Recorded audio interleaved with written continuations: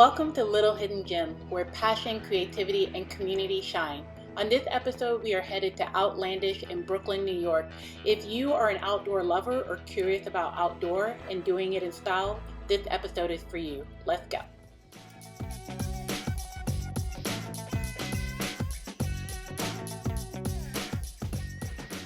Okay, and what's the name of your store?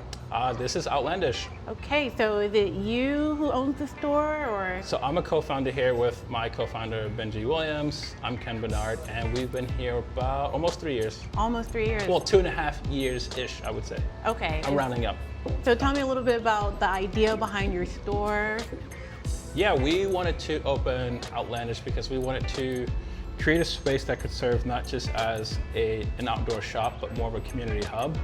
There are a lot of brands and folks in the city that do experiences and trips and organize events, but none of them have physical spaces to meet in. So we wanted this to serve as a hub, but also as a bridge from the city to nature, if you will. Got it. And so do you have any background in hiking, outdoors? Like, how did you even come up with this idea? I do. So Benji had the idea of opening the store, and we had met while I was working at REI in the city. So I love to call myself like a gear nerd. I am like a self-titled gear nerd. My obsession with nature comes from the gear side of it. I love outfitting folks to get into these spaces. I think the education part of what is required when you're fitting someone in specialty gear is so important. So I met Benji one day. He was actually gearing up for a trip with his dad, and we met and just kind of became friends that way. And some years later, he had the idea to open this shop, and pretty much we worked together for a short time. And he was kind of like moonlighting, but we were talking about Outlandish while we worked at REI, and then we opened up January 2023. Got it. Yeah. And so what's behind the name? Because that's a very cool name. Well, you think about Outlandish and what it is, like it's a Black-owned hiking store in Brooklyn. Like the thought of hiking itself is outlandish for city folks, but then when you think of like Black people hiking, it's even more outlandish. And so we felt the name was like perfectly fitting for all that like we do and like represent.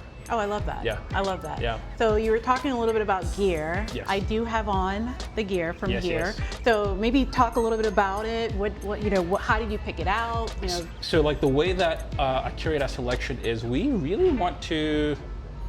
We're in Brooklyn, New York. Like this is a very fashionable place, and we know part of like feeling good is looking good. So we get a lot of folks who want to like go into nature, especially people of color, but they still want to look very cool. So we try to find like brands that not only look good, but feel good, some eco-friendly options as well, because we care about environment very much. So we're like, how do we get folks to, one, feel good and look good, and give them a proper invitation to these places? So you get the chance to come here. I'm going to talk your ears off about the product. And after you buy it, we have a proper way to invite you. We host monthly hiking programming, so you actually get to test the gear that you buy through us through the programming. Okay, so talk a little bit about that, because I've actually done one of your hiking programs, and it was amazing. Well organized, the people there, it was such a vibe, everyone loved it. It was, one, you learned a lot, right? Two, you got to relax out in nature, and you met new people, and it was just a very safe, warm environment for hiking. So how did you come up with that idea? So we knew that we wanted to do hiking programming the moment we opened the store. We hosted our first hike 2 weeks after the shop opened. So we wanted to, one, lower or remove as many barriers of entry for people in the city, specifically people of color when it comes to nature. And we knew like one of the largest barriers are the logistics side of it. It's like, how do I get there? Who do I go with? Where do I go when I get there? And so we provide transportation. So you meet us at the shop. We have guides, drivers. We also offer demo hiking shoes. So if you don't have the gear, which it can be pricey sometimes to buy a hiking boot, and some folks are skeptical to like buy a boot that they're not sure they'll ever use again. So you can like rent boots for free for that day, trekking poles, any necessary gear for the season. I love that. It's a free rental, of course, and you can just test it out. So the gear part is covered, who you're going with part is covered, the transport part is covered. You just pretty much sign up, bring your own lunch, and bring some good energy, and that's it. And you know, that's such an effortless way to invite people into your space and into something that they've never done before, right? Because what I realized in you know, going on a hike with you all was that it was less intimidating, because to the point you just made, everything was taken care of. You literally just had to show up. Yeah, we we try our best. Our whole thought when it comes to nature is, how do we get people who have little to no relationship with it to actually care about it? Like, we usually don't really, I wouldn't say care, but we aren't too interested in things that we have little to no relationship with. Yeah. So it's like, how do we get folks to build a relationship with form and with nature when they have usually about 80% of our hikers have little to no experience in nature. So, and we know the way to do that is just to make it as accessible and authentic as possible when you're out there. Like, we want it to be a safe and joyous space. And I will say, almost 5,000 hikers in, like, we think folks are really, really enjoying nature. 5,000. Yeah. Yes, of course they're so enjoying it. That means that you're doing something right, right? We feel good. You know, we're happy to still be here 2.5 years later, trying to bridge that gap for folks in the city. Yeah. What other community events do you do? Because the hiking one is clearly popular. You've been doing so well with that. Do y'all do anything else? Yeah, so besides the Hikers program, which we launched with Solomon, we have a program called Traillish, which we launched with Hoka. So we now host trail running programming, which has been amazing. It's about 3 months old, which has been a lot of fun. We have a back patio space, which we open for the community to rent. So later this month, we're hosting a yoga off the mat event with a creator or a yogi named Divya, who's in our community, where essentially she is trying to find a space where folks can just kind of come, like, release, reconnect, and like just kind of build community around that yoga scene here in Brooklyn, especially with folks of color. We've hosted a few fundraisers for some of our local schools. We've actually done a partner church with Emmanuel Baptist Church in Clinton Hill, Brooklyn. We dive into pretty much any corner of our community that we can, and we're in the process of trying to build out a Hikerish Academy, which will be hiking for the youth in Brooklyn. Oh my gosh, so, that is so cool. I love how embedded you are in the community. And honestly, that's why I love small businesses, because you care, right? There's a lot of heart there. You know? I kind of feel like being this kind of shop too, I think inherently retail doesn't add much to the community, but when you have a retail shop like this one, with founders like Benji and I, who community is the nucleus of all that we do, we're trying to find any way that we possibly can to exist in this community in the most meaningful capacity.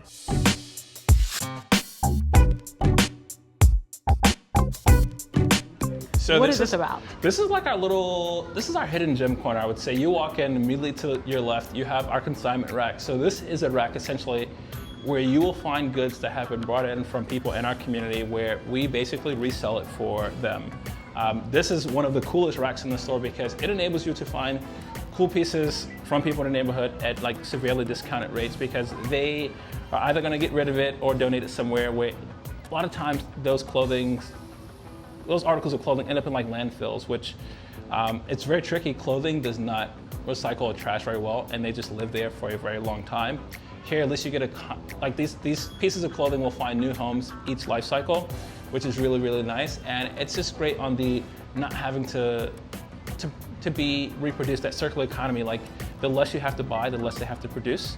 And these are all, if you buy old clothing, then new clothing doesn't have to be produced. I know it sounds kind of crazy, but it's so simple. Please buy old, because old is new to you.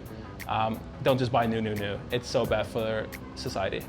And how often do you rotate the selection here? So if it moves quickly, which it has been, usually like every few weeks we'll just have new pieces sprinkled in and out. Like when you drop a piece off, it has 90 days. If it does not sell, we'll either give it back to you or we'll donate it on your behalf to one of 2 schools that we're partnered with in the city. So we do donate on your behalf. So if you want to get rid of them, but maybe get a couple bucks back for it, to drop it off with us. But after 90 days, it goes back home to you or it goes to a donation.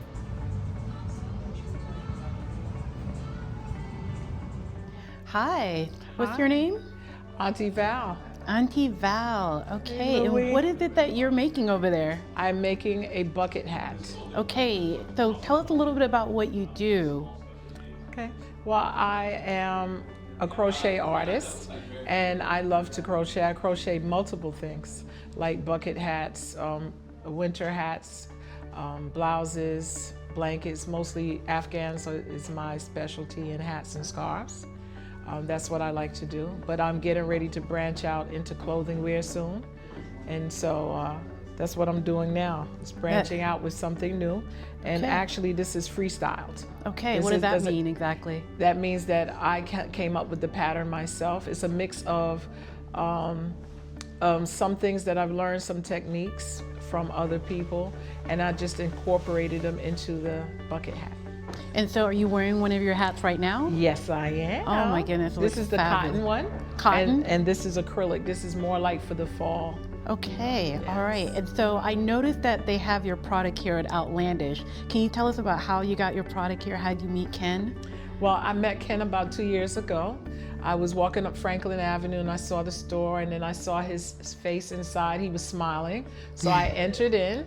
He was very welcoming, and I asked him, what is this store about? And he told me it was the #1 Black-owned hiking store. In fact, the only hiking store in Brooklyn. Yes. Oh, very cool. Well, you know what? I'm so glad your product is here. And I wore your fabulous hat. In fact, I bought one of your fabulous hats. Yes, so thank you so much for sharing your talent with us. Thank you for purchasing and supporting. You're welcome. Yeah.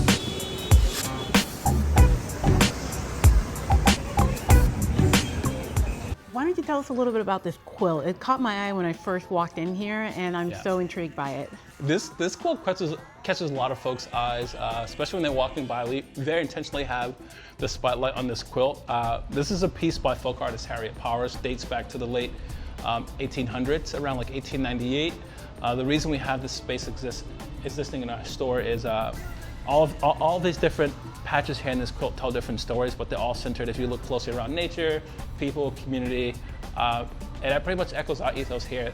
That's a nucleus of all that we do. So community, people, nature, it exists in all that we do and stand for, and we love the story behind Harriet Powers' pieces here. This piece actually is a replica from the Smithsonian that they had produced in, I believe, '92. So we're so proud that it now lives in Brooklyn, and one of only 3 Black-owned hiking stores in America. So it's a little piece of history in Brooklyn, if you will. Love that. Yeah. So let's do a little tour of your space. You know, why don't you tell us a little bit about your products, how you selected it? I mean, this is such amazing stuff. Of course. So we break our selection into 2 sections. One is we call them anchor brands. So there'll be like larger name brands that people know, like the North Face, Patagonia, Salomon, Hoka. But then the other half are what we call discovery brands, which we tend to source as much as possible local small woman, minority, and/or queer-owned brands. So, for example, like we have a brand here, Hike a Kind, out of Brooklyn. It's a woman-founded hiking brand where they design elevated women's hiking apparel that can like be designed for the trail, or you can wear them to the office. This specific option is more going to be like fitness wear, but they make really great silhouettes that are more for everyday wear or trail wear. And they're made from recycled synthetic fibers. So if you're looking for something that's going to be a little more eco-friendly, this is like one of our go-tos. We do carry another really cool brand based out of the Bronx, New York here. These guys, All Man's Right, they make these really awesome ultralight stuffed sacks, which are made from Dyneema. Dyneema can be like recycled climbing rope, fishing rope. So it kind of has like almost transparent look, but it's considered ultralight because it is almost weightless. This is like a great option too, because again, that recycling aspect of making new gear, that circular economy we love, when like you can take old things and make new things, you have to produce less. Really cool brand based out of the Bronx, New York, husband and wife founded. And then like our anchor brand is going to be, again, like your Salomon. We all know and love Salomon, but we don't carry the lifestyle option. We carry the performance side, where you come in, you're going to get fit for a boot, give you your foot measurement, and then you're going to get to see the performance side of what they do. Of course, we all love like an XT6 or lifestyle side, but we keep it a little different here. And then we have, again, like another small brand. We have like this woman-owned brand out of Texas, Black-owned, woman-owned, Tough Cutie. Brittany, she is in Texas, and her whole approach, she wanted to make high-quality socks that would fit woman's foot a bit better. Women tend to get hot spots in the heel and toes more, so you can find additional padding. She actually was on Shark Tank, and she signed a deal. Oh, wow. So shout out to Brittany. But those are like some of the brands that we carry where we are looking for local, or not so local sometimes, like small woman, minority, or queer-owned brands. So super proud to have them in store. A lot of these guys don't exist in brick and mortar spaces, so we kind of get to play the role of a storyteller for their brand. So it takes a lot of trust for someone to just say, hey, carry my brand. So we love to, and like the data shows, like they all have great sell-through. So when they come in, I'm going to be very excited to tell you about who they are and all they stand for. And then ultimately, hopefully send you out into nature with something from them, or to the streets of Brooklyn. Choice is yours, but we love to tell their story, and it's been a lot of fun carrying these guys. Why don't you also tell us about the box in the back? So this box in the back is every year Smart World does a sock recycling program where they take any material sock, not just wool, and they recycle it and they turn it into what they call a second cut, or a recycled sock, if you will. And I actually have one here I'll show you. So we actually sent some socks back last year, and this is a finished product. So it has a second cut logo. If you look at the ingredients, it has every ingredient you can imagine, like wool, polyester, nylon, because their whole goal is like to take old socks and turn them to new ones, so they don't have to continuously produce new ones. This is a program we've done with them for 2 years now, and it's amazing to see, one, how many socks we have in that bin, and how much people love this program. So yeah, we always try to be very conscious of programming, product. Like we want to be advocates, not just for our community, but for this beautiful world that we live in.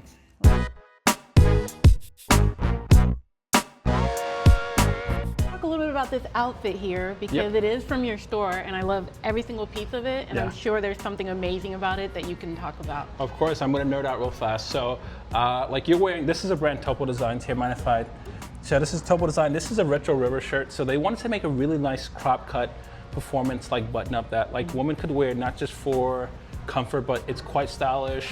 It's very breathable, so like it's quite porous. If you could see close, it's going to breathe very well. So like in a humid New York City weather, if you wanted to rock it around, you could. It'll dry quickly, but it looks really nice. The color is, I think, really stylish. Not because I chose the color, but because I think it's just such a great design. And then like you're wearing the hiker kind performance tank and the shorts here. So cool thing about that is performance wear for women's apparel, especially from hiker kind. So it's usually not inclusive in cuts or sizing. Like women are not all the same size and cut. So they have they have a very like vast spectrum of sizing and cuts. So let's say you find an item that you like from them, you can actually visit their studio in Bushwick and they will make a product cut to your size, which is amazing. Oh, wow. So this is an option. Of course, we order like a standard size for the store, but it's going to be very forgiving size and cut wise. And again, it's a recycled synthetic fiber, so it looks really good, but you also kind of like doing good for the world as well, which I love. This option from Topo Designs is like, it's called the Moonlight crossbody bag. Moonlight, just because if you look at the bag itself, it's in the shape of the moon.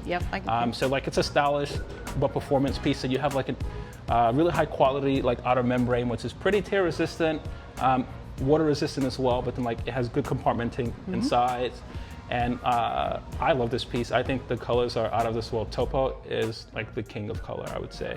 Like down to the shoes, some of my favorite options and newer for this season, it's the Hoka Kaha 3 Low Gore-Tex. So Gore-Tex is like your lightest weight, most breathable waterproof membrane. I still don't know how scientists figure out waterproof and breathable. They just don't seem like they work, but they do. Work together, right? But yeah, this is a neutral color from Hoka. I like this option because it has a little more natural shape of a toe box.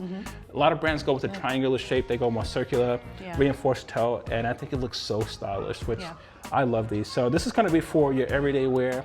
It's a hiking shoe, but it's so lightweight you can kind of just rock it around if you want.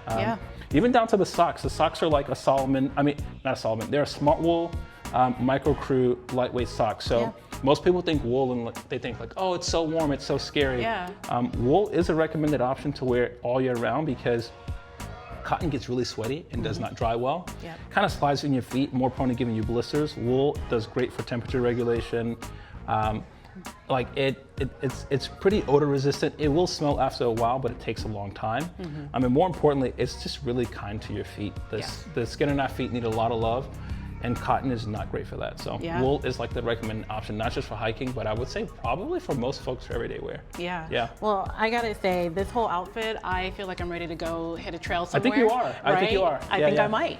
I think you are. I think, you know, something that we constantly sit and think about, like our programming is very strong, and we're trying to bridge that gap for folks to get out of the city into nature. And folks see like this beautiful store and see us online, and like they assume like, oh, the brand is strong, it's doing great. But folks tend to still not shop local. And like the survivability of these small businesses, like ours, for example, depends on people not shopping online and coming into the store to get that very personable experience. We pride ourselves on good customer service, and because we're considered a specialty store, all the gear that we sell you, for the most part, requires like special attention. Like we don't like transactional things in store, especially not when we're outfitting someone for a trip. Like you deserve to be catered to. Yeah. So we want to remind folks to shop local. That's how businesses stay around. Yeah. And step out of your comfort zone. A lot of folks think hiking is a scary, intimidating thing, but then we meet people that are walking like 5 to 7 miles in Brooklyn, and we're like, if you're walking that much daily, you deserve to like reward yourself doing that in a green space. Yeah. So like, don't downplay all that you're capable of. Yeah. Hiking is not scary. It's very fun, and it's a great way to meet people too. We have folks who have met each other through Hike-ish, and now they do their own like friend group hiking, which is amazing. Oh, so I love that. Step out of your comfort zone and don't knock it until you try it. Got it. Yeah. So if you had to give one advice to someone who's new to hiking, just new to the outdoor space, you know, just to get comfortable with it, what would that be? Go get your feet measured and get a good pair of shoes. Okay. I'm kid you not. Yeah. A good pair of shoes is absolutely game changing. It is always the first thing I recommend. But like if we're speaking from a non-gear standpoint, is remember to have fun with it. Yeah. I remember my first experience hiking, and I kind of like downplayed how beautiful the space was, more because I was like okay with living in this like unfamiliarity. But when I actually gave it a shot, I really enjoyed it, and like it's become like a huge part of my life. Yeah. So just remember to have fun with it, and then like embrace the newness and beauty of it all. Got it. Yeah. Okay. I love that. Yeah.